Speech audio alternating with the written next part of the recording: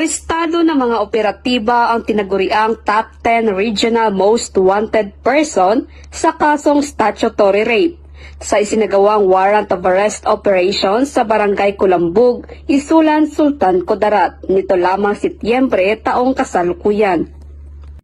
Kinilala ng Isulan Municipal Police Station ang suspect na si Alias Ray, 54 na taong gulang, isang magsasaka at residente ng nabanggit na lugar. Bandang alas 9:30 ng gabi nang isinagawa ng Isulan MPS kasama iba pang mga operatiba ang warrant of arrest operation sa pamamahay ng suspect na nagresulta ng matagumpay na pagka-aresto. Ang suspect ay may nakabinbin na kasong statutory rape na walang nirerekomendang piyansa.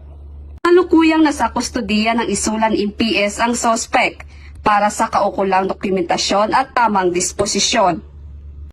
Napaigting naman ng mga kapulisan ng Rehiyon 12 ang pagsasagawa ng mga operasyon upang mahuli ang mga most wanted persons sa rehiyon para sa pagkakaroon ng mapayapa at ligtas na bagong Pilipinas. Mula dito sa General Santos City, ako ang inyong PNN correspondent, Patrolwoman Vina Morales, alagad ng batas, tagataguyod ng Balitang Pulis.